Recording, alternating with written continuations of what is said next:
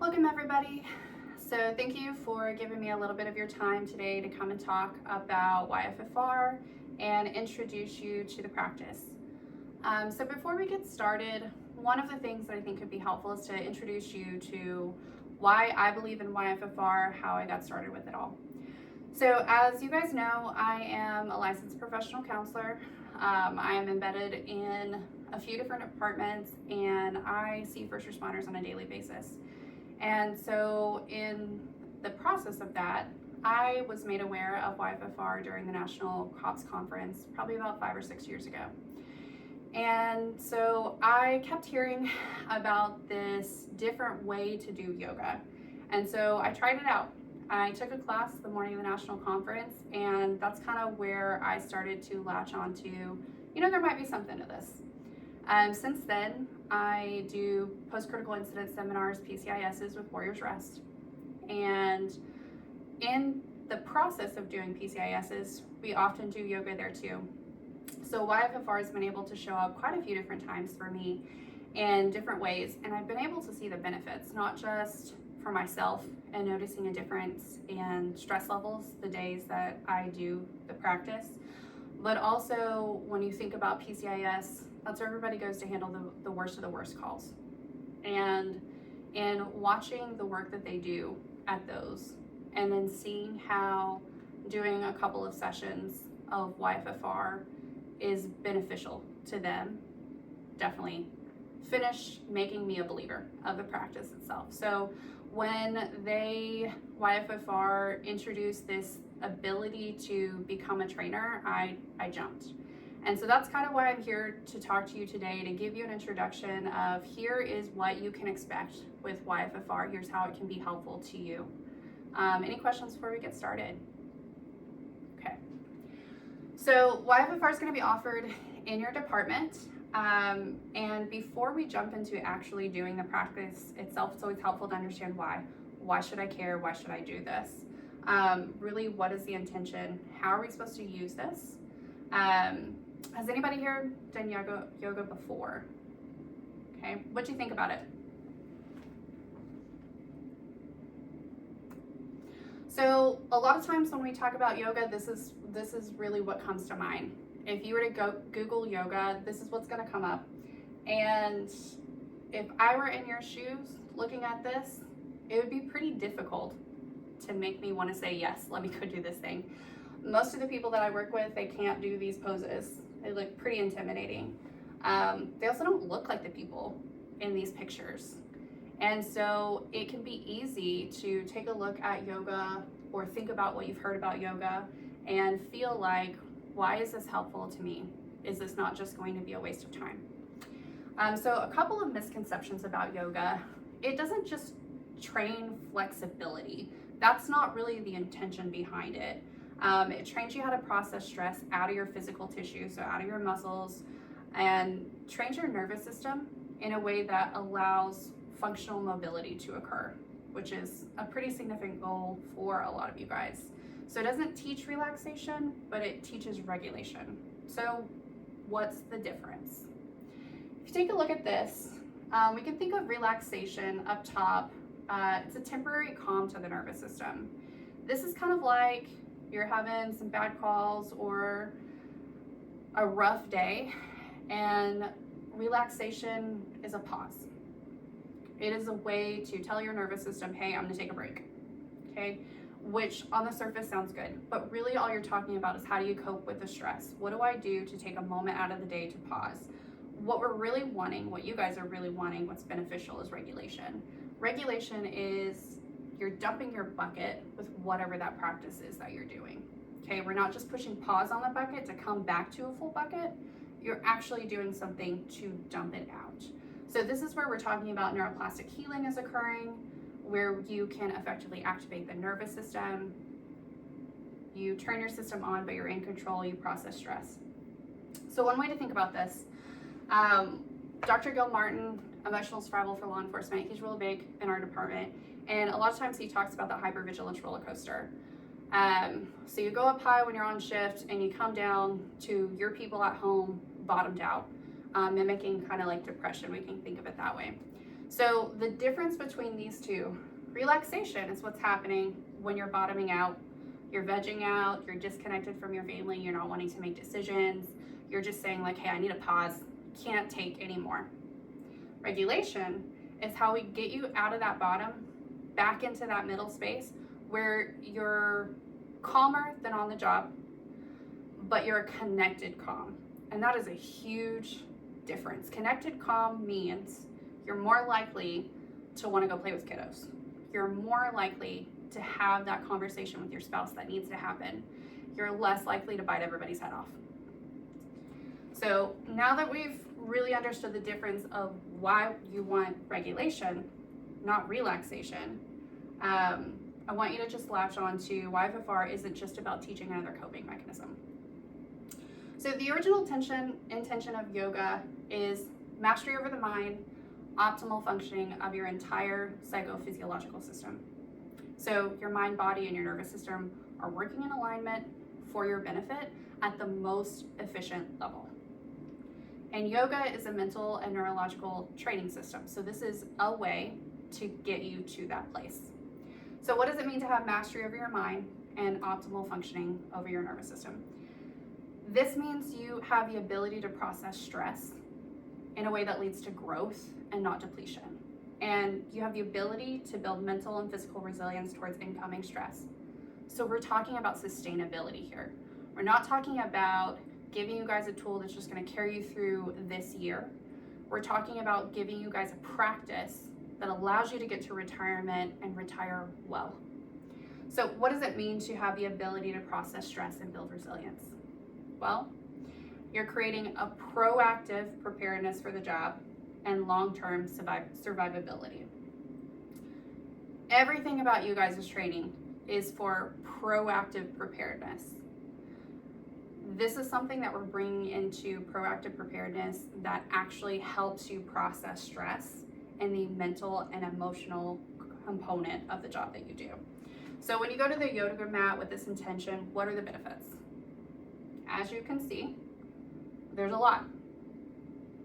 If you were to take a look at this list, controlled mindful responses, less injury, faster recovery time, access to flow, access to effective sleep and recovery, all the other things that are listed on here, I don't know any officer who would not say like, yes, please.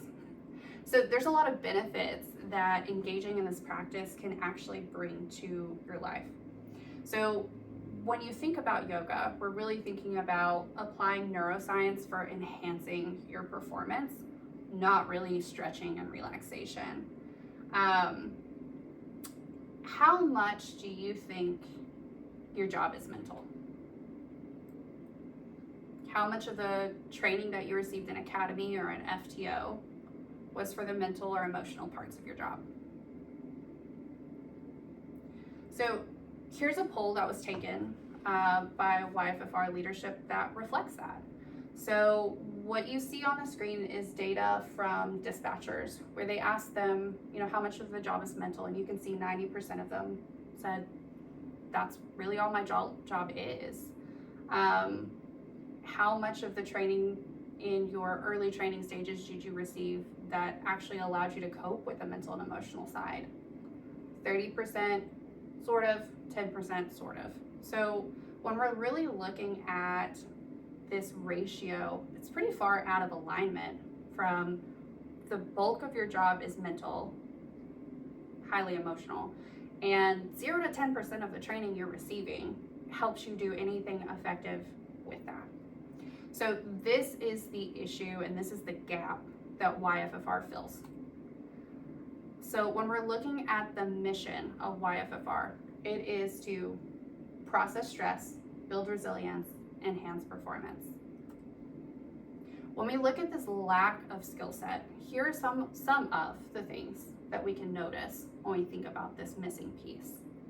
Stress-related health issues, decline in performance, injuries, post-traumatic stress, suicide, and this is by no means an exhaustive list.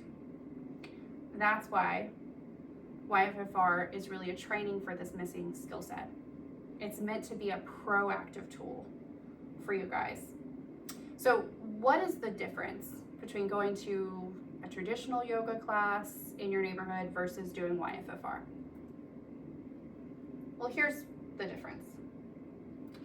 YFFR is going to be different because it really targets focusing on neurological fitness. So while you're going to focus on physical strength and mobility, the primary focus of everything that you will do in session is to hone in on mental toughness and neurological health. It's a training system for processing stress and resilience. So it really is targeting that piece that you guys really aren't getting anywhere else. They were very intentional to take all the woo-woo out of it. So anything that you can think of that for those of you who've gone to a regular yoga class may have encountered, a lot of those components are not going to show up here. So anything that was like the eye roll, or this feels touchy-feely, or this is too woo-woo, no alms, no prayer hands, incense, Sanskrit, you're not going to see any of that in YFFR. And with that, it's culturally informed and job specific. So everything that you are going to experience on the mat and in a YFFR class was intentionally chosen for your benefit, for the job that you do, and for to help you process stress. It takes conceptual into a tangible, tactical, and practical action piece that you can latch onto.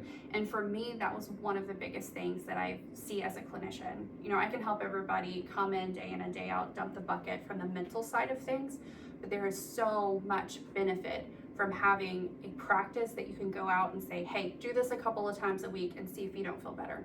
Do this a couple of times a week and see if sleep does not improve for you. It really targets proactivity and sustainability. So it trains you how to process stress, build resilience, and enhance performance before things show up, before issues arrive, before you need to come into my office. So if you guys never want to see me in a clinician's chair, like, do this. It enhances performance. So we're not just talking about regulating after something's happened, but how can we help you be resistant to the stress that you're going to encounter? So here's how. Helps you access the flow state. So you can think about the flow state as an optimal state of consciousness for high levels of performance. So it's where your brain functioning is, it's a state of brain functioning that occurs during times of high stress or when increased focus is needing. So when you guys are out on a tough call, or if there's a standoff, if there's an officer involved shooting, you need to be able to access an extremely high level of performance. And doing the sessions with YFFR allows you to help access that flow state that you also access when you're engaged in those kinds of situations too. Helps you perform under pressure. Predictable and consistent outcomes in high stress situations. So if you do this as a practice, not just a one and done, you can really start to see benefits and more benefits over time. An example of this is really thinking about Navy SEAL Hell Week. Their tactical skill level is generally about the same for all the cadets that have gotten to that process for Navy SEALs.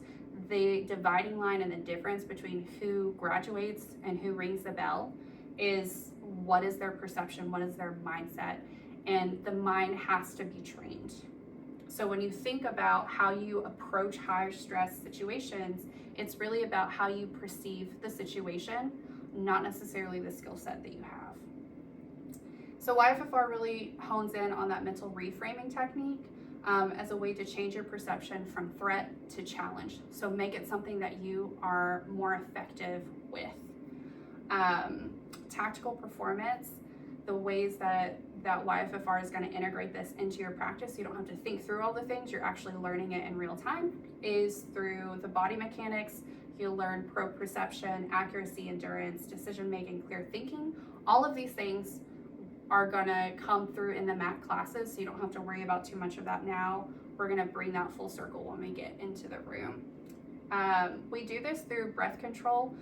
The benefits of tactical breath work, which you'll learn, are breath control. It helps, like our fire guys, for example, with air management for their SCBAs. Helps you with that hypervigilance. Arousal control helps bring you out of that a little bit too, so you're not coming into like tunnel vision when you are in a high stress situation. Helps you recover and regulate after stress. And training in the areas above in the yoga mat actually helps you do that in the real world. So there's that really strong connection between how you're training in here actually influences for your benefit how you're training out there. So think of yoga as a training for the training. It is to help you to move, think, and breathe tactically. So for example, this is a quote that came from a firefighter who uses YFFR regularly. And she said, using a mixture of box breathing and recovery breath techniques, I was able to make my 45-minute bottle last for an hour and 43 minutes. I was able to keep breathing after my vibro alert stopped for an additional 15 minutes before the mask sucked to my face. Knowing my limitations and that I have a tool to use to give my crews time to rescue me if, heaven forbid, something happened where I had to need to hunker down and wait is invaluable. So when you think about what it takes for a firefighter to be able to say this statement, think about the benefit personally for you and how this could be helpful to you on the job. So when you think about law enforcement specific, this is a quote from an officer in Arkansas. I have to say YFFR is amazing. I was involved in an extended standoff Wednesday night through Thursday morning, and the 3-part breath work and modifying sun breath for tactical vest worked amazing.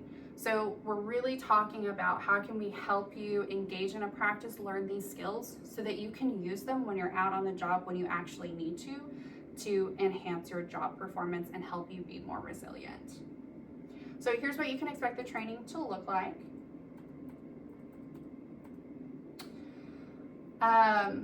One of the biggest components of YFFR is that mental discipline piece, so knowing why you're on the yoga mat, and it is, again, going back to you're mastering the mind and the nervous system, you're learning to process stress, build resilience, enhance performance. It is not a training to help you touch your toes and be flexible. So how do we do this? Through tactical breath work, which is the foundation of the training, something you're going to do in every single class. It's our only non-negotiable of how you would engage in the practice. So this is what makes yoga neurological fitness. Tactical breathwork is how you regulate your nervous system and control the mind. Tactical breathwork has been endorsed by Navy SEALs for reducing burnout, reducing blood pressure, increasing cardiorespiratory fitness, and enhancing calm and focus in tense situations. So when you guys think about combat breathing and how efficient that is for you and you're in an active shooter situation, we're talking about things that are very similar and also really effective too. It also does this through the physical drills. So these are meant to strengthen your small mobile stabilizing muscles and functional mobility. Allows you to train under stress and challenge while controlling your breath, movement, mental arousal, and processing stress hormones out of the blood to bring you back to baseline. So one of the ways that you can kind of think about this is there's a lot of complaints in law enforcement world about back pain, knee pain, shoulder pain, a whole lot of surgeries that are going on here recently. And when you think about the why behind that, this really helps you address all of those things. And I don't know anybody who would say like, yes, I don't want less back pain. Helps you with neurological recovery techniques. So your techniques for consistent and effective recovery methods and mindfulness training. And it helps you with mental reframing techniques. And here we'll call it cognitive declarations. When you're out on the mat, it's just gonna be CDs. So just kind of make that link. Cognitive declarations are one of the most effective ways to master your mind and change your perception towards stress. This is something in my world that we know very, very well. It's based in cognitive behavioral therapy science, which is very well established in how effective and efficient it is. So YFFR actually takes some of the most effective things that we do in my world and brings it to you in bite-sized chunks in the mat in a way that can help you enhance your performance. I know everybody knows who David Grossman is. He wrote On Combat, On Killing. So this is a quick quote for him for yoga. Yoga, Zen, and the martial arts may have some mystical connotations, but when you strip all away the mysticism, all that's left is a simple process that allows you to gain conscious control over your unconscious nervous system and then put it to work for you. So to prepare you for the in-person class, here are 3 video classes from the YFFR app that are free for you. So if everybody will take out their phone, do a quick scan, and when you're done with that, we'll go ahead and head into the next room and start training.